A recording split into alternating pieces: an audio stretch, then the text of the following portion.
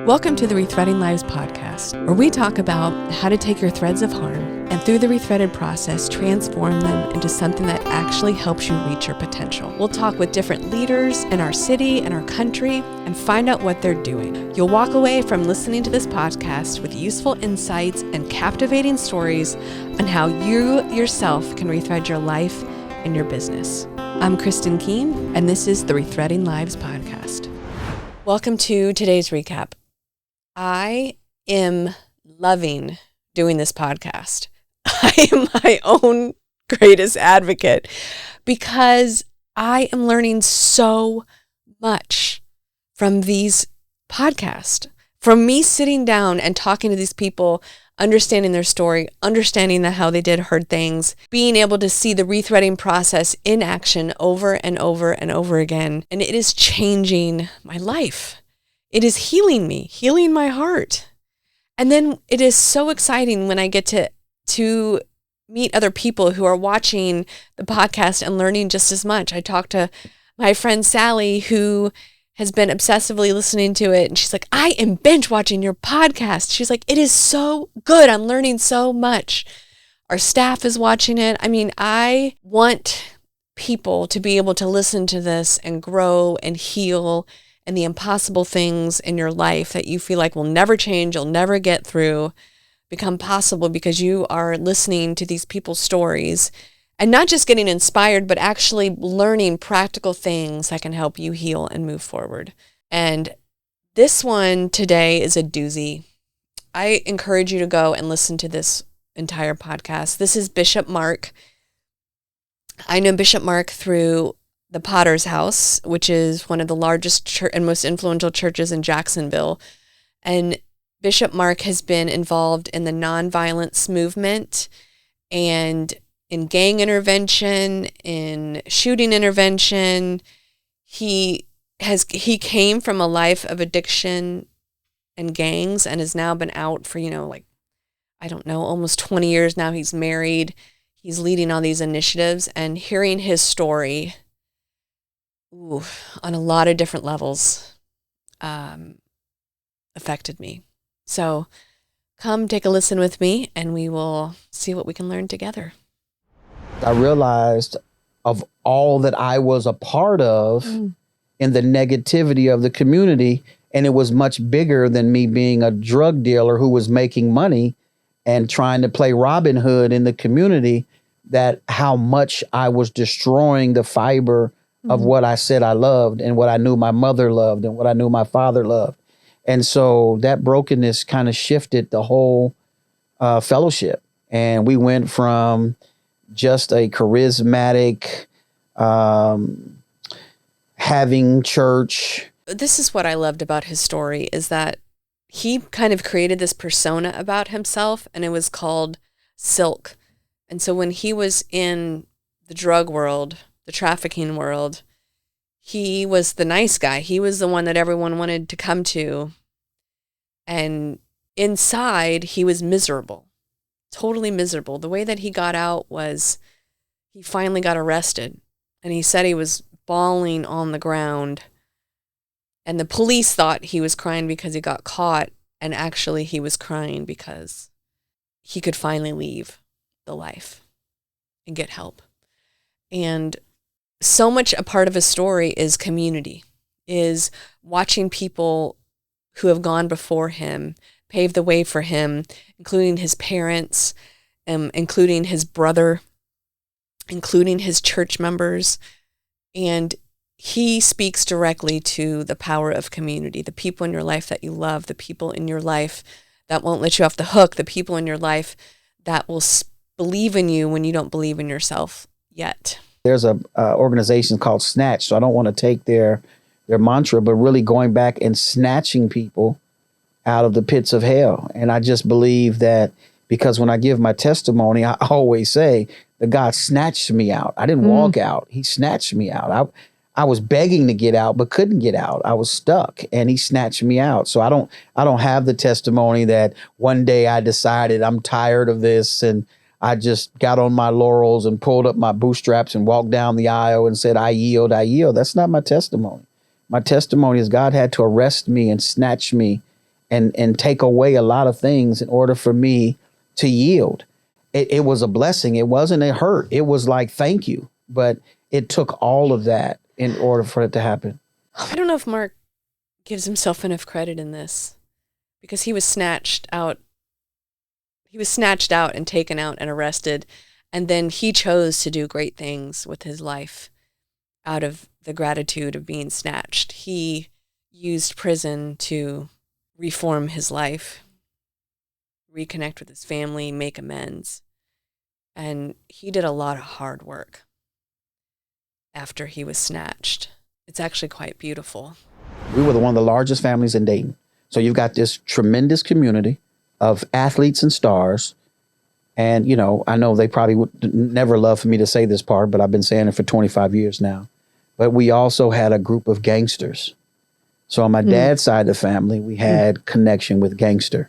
On my mom's side of the family, we had this connection with drug abuse and alcoholism. And so I was getting the best of three worlds: the religious, professional world, the gangster world, and then the whole criminal drug abuse world. So the gangster world and the other world, they're both criminal, but one is from the standpoint of the ones that are making the money, and the other ones are the ones who are, you know, dealing on the bottom side of crime and drug abuse and alcoholism. And so, and then I'm going to private school. So I'm trying to figure all this out. And then I found out that rich white kids get high too, and rich white kids party too. And so it's everywhere. And so then I became a conduit on all sides. And then I learned how to become this middleman for everything. And then that's what ruined me. That's where Silk was birthed. I started getting high around 13. 13. I feel like I love knowing people's stories because of the complexity of people. That Mark was raised in this really good family, and he was loved, like his nuclear family, that he was his parents. And then on the outskirts of his family were these two different influences. And then his family was able to give him an opportunity that was very different than other members of his opportunity. First of all, I love the complexity of the layers of how he ended up in this situation. Like, I just feel like there's this huge judgment against people who get involved in this life, right? And drug dealing and gangs, that they're all these horrible people. But it's like over time, things become normalized. And what is good and what is bad and what is right and is wrong kind of isn't the same. It doesn't carry the same weight as someone who's in a different situation, living a different life in different circumstances. What I want you to hear from Mark is that it takes time to get into this situation. It's not an overnight situation. People end up on the street dealing drugs in gangs. It's time and trauma becoming normal.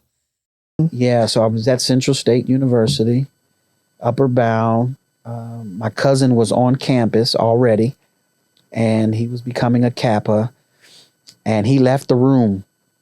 And in his room was some paraphernalia and some stuff, and I found it. And I wanted to be big time, so I used it while they were gone. When they came back, I was wasted. What did you use? Marijuana and cocaine. Okay. So I was wasted. At 13? Powder cocaine.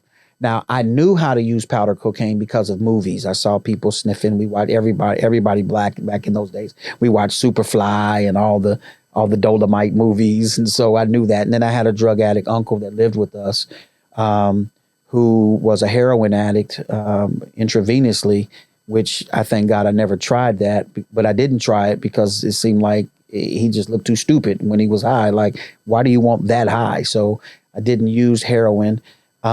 But I did see the cocaine usage. So I tried it high, and then everybody thought it was cool. I knew how to play cards really well because living in Japan, my mother taught me how to play cards when I was 6. So I was pretty smart. I caught on so I could beat them and things like 500 and tunk and learned how to play spades. And it was amazing. And so I just became this cool kid. I went to private school. I was a good athlete. I could run in the streets. I knew the lingo. I knew how to get high. We always loved girls. And so I found my niche because I think I had an identity crisis at the private school because there wasn't so many black people there. We had this little bitty bus that come pick us up. And so my friends would kind of laugh about the little bus and the white people. And here comes white Mark. Here comes white Mark. So it was this, I called it AIDS. I called it an acquired identity deficiency syndrome. Just like regular AIDS, you don't die from AIDS, but you die from complications of AIDS. Well, I didn't die because of deficiency of identity, but I died because of the complications. I was going to die because of the complications of an identity deficiency, because I didn't know who I was, because I was trying to be what I thought I was supposed to be. It was killing me. I wonder how many of us can relate to that, what he's talking about. Like, I was becoming who I thought I was supposed to be. I mean, I know I've struggled that in my life with my role as a woman, because the church is telling me one thing, society's telling me one thing, my parents are telling me one thing and modeling. And like, when you're trying to live outside of your purpose, right? Life gets hard and life gets messy. I think that's where a lot of blame and shame come in. I know Mark, he goes on to tell kind of where this path led him to, and he became essentially a trafficker. So in the world of drug dealing, the drug dealing more often than not becomes the pimp, the trafficker, because women get into addiction, girls and women get into addiction. And then the drug dealer will be like, yeah, you can get high, but I need you to go turn a trick for my friend. And then I'll give you your drugs. And so that is how the drug dealers are controlling the lives of women. And Mark, when he was in the life, his name was Silk. He talks about how the women always wanted Silk to come, because Silk would never make him pay. Silk would never make him sleep with another customer, because Mark's cousin was into drugs and into that life, and he could never make himself do it. And I was talking with a woman about this particular podcast who was a survivor of human trafficking, and I was telling her that I had interviewed this man who was a trafficker. And she goes, I don't think I can listen to that. And it kind of, for the first time, dawned on me that Mark, aka Silk back in the day, was kind of like the enemy of our women. Like, he was the person that was part of the system that was exploiting women. And when Mark got out, and years and years and years and years later, he learned about what trafficking was. And he was able to put the pieces together and realize he was part of trafficking. And when I'm talking to people about trafficking and pimps and traffickers, I mean, everyone's automatic first response out of everyone involved in the situation is those traffickers just need to be locked up, put to jail, horrendous people. And then here comes Mark, who is a beautiful man inside and out, doing amazing things in our city. And yet that was his past. And it's really challenging even more the complexity of this issue, because when it comes down to it, it's all human beings. It's hurt human beings hurting human beings. Because honestly, I don't want to have sympathy. And not all traffickers are like Mark. I don't know many traffickers who've come out on the other side. And I think him being able to see his cousin and him being able to still be kind and be Silk in the middle of this and see women probably saved his soul as well. So I'm thankful to Mark for his story, his testimony, his willingness to be open. I encourage you to listen to the whole podcast and hear his story. By the end, Mark and I were bawling together, because now that Mark is out and he's on the other side, he has this beautiful ability to see people differently, see the good that no one else can see the hurt that no one else can see, and that is changing the world. So Mark gives me hope that at Rethreaded we talk about all the time that shame doesn't bring healing, that human trafficking is really just a symptom of all the trauma and the hurt in the world. And Mark gives me hope that healing can happen. And I hope you listen to his podcast and hear that.